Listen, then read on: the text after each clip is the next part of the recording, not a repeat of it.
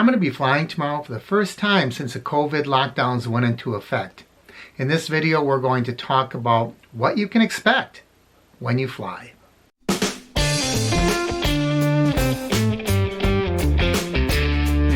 Welcome everyone, I'm Mark and this is the Average Me channel. If you're new to the channel, I'm going to ask that you click my face in the corner to subscribe and don't forget to ring that bell icon so you know when I post new videos. Before we get started, let's discuss the elephant in the room. No, not this one, this one. Oh my goodness, you won't believe what happened to me today. I was sweeping out the studio area and right off to the side there, almost within reaching distance, I have a broom. And I was sweeping and I put the broom back and I turned around and I hit my nose so hard on the door jamb, I thought I was going to lose consciousness. I got wobbly and dizzy and I was seeing stars and oh, that has hurt all day long. So I apologize for the ugliness of it, but I think we can look past it. Now, I am flying tomorrow for the first time, well, in a long time since all of this COVID business took effect. And it actually was March, so almost a little over a month. And I wasn't quite sure what to expect. So I have been getting emails, lots of them, from airlines and hotels all telling me what changes to expect and what they're doing, trying to put my mind at ease. I went specifically to Southwest's website because I'm flying with Southwest tomorrow and I have all kinds of expectations here.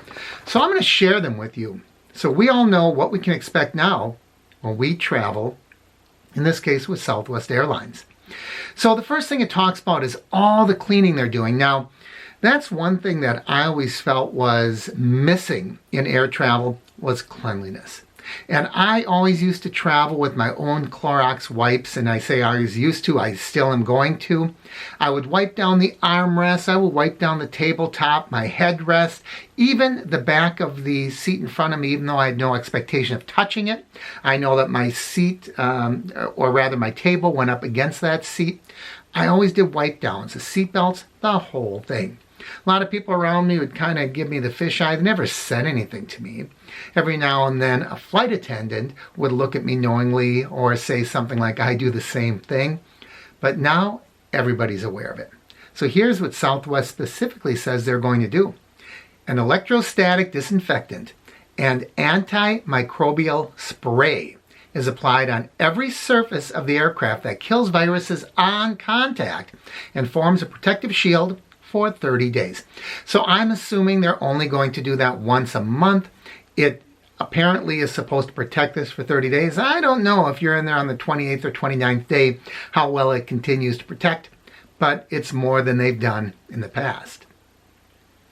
Then they have something called Sanicide EX3. I don't know why they have to give us all of the technical terms, but they're doing it. It's a broad spectrum disinfectant.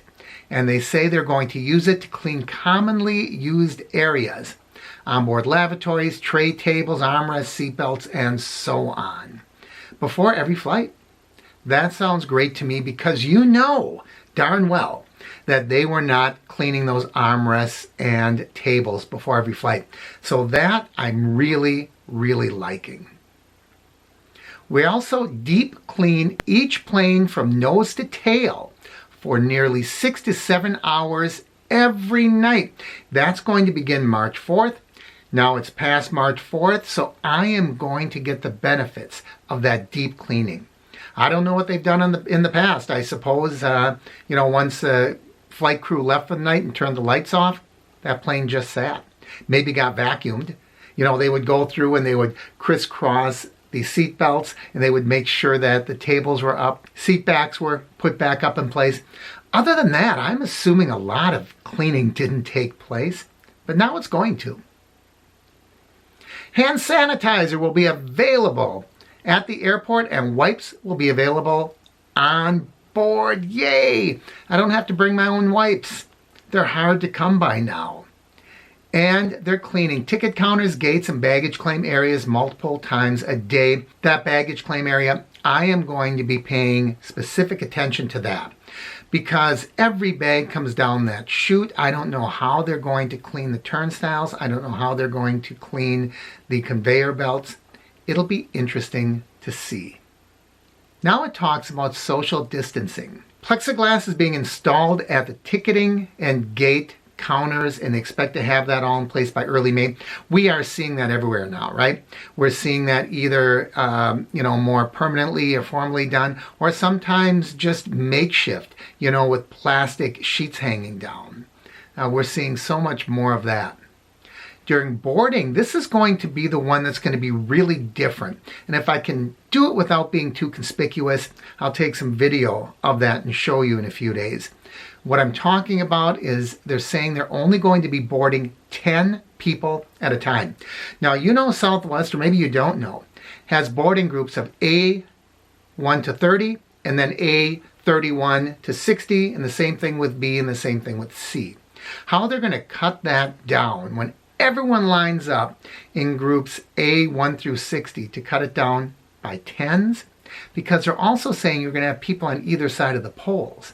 Right now, A1 through 30 lines up on one side of the pole, A1 through 31 through 60, that didn't sound right, lines up on the other side of the poles.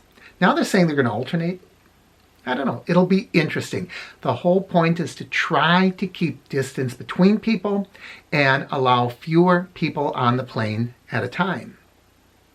They're limiting the number of people on board the plane. They're saying they're trying to keep center rows open, and they're going to cordon off the first 3 rows and the last 3 rows. I'm assuming they're doing that so you're not interfering with the galley area and people aren't standing around waiting to use the bathroom. I always thought it would be interesting if they would have a better system with the bathroom anyway. Maybe you can push the button that you're going to want to use the restroom, and it electronically puts you in order. When it's your turn, boop, the light comes on and you can walk up, and there wouldn't be those lines of 7 people in the aisle. It seems so simple to me, but then again, I don't work for the airlines, so what do I know? Now this next one is going to be the most noticeable. They say they are discontinuing in-flight beverage and food service. Oh. So I guess you're not going to have a cool, refreshing beverage. You can always bring on a bottle of water or a bottle of soda, but it's not going to stay cold. That's what I think I'm going to miss most. It's such a minor thing, but I think I'm going to miss it. The food I don't mind so much. I prefer my own types of snacks anyways. Bring on a little thing of crackers or peanuts or whatever you enjoy. But getting a cold beverage is something that I think I'm going to miss. But hey, it's not that big a deal. Some airlines, of course, like Frontier, never had that service, right? You'd have to pay $2 for your soda. So it's going to be a short flight. I'm only going to be flying about 2.5 hours. I'm going from Wisconsin down to Florida and back. And of course, like all places, they're going to have markings on the floor to designate social distancing, which is usually, 6 feet. You see that everywhere now in grocery stores and hardware stores and just about everywhere. Now, you might be wondering, what about the family boarding? And can I sit with my family? Yes, you can. That is not changing. They're just discouraging people from bunching together that are not in the same group and are not friends and family. And even if you're with family, what the heck? If you can get an aisle with the middle seat empty, we're all going to be more comfortable. But what about us? Where do we come in? Well, what I'm going to talk about isn't going to affect me tomorrow, but starting May 11th, it will. It's highly encouraged, it says, to bring your own sanitizer and mask to wear. I've never traveled with a mask. I don't know if I'm going to start now, but it may not be my choice any longer. Because as I said, on May 11th, you will be required to wear a mask. Now, their crew and staff is going to have a mask anyway.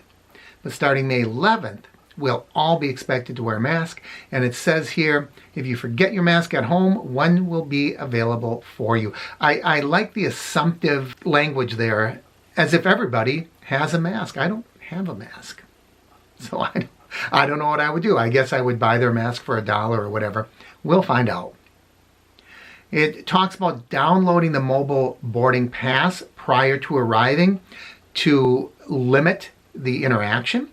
Now, those machines, those kiosks, I always wondered about those. You know, they say that our cell phones, I just looked off to the side seeing if I have my cell phone. I don't. They say those cell phones are so dirty. What about those kiosks that everybody's touching?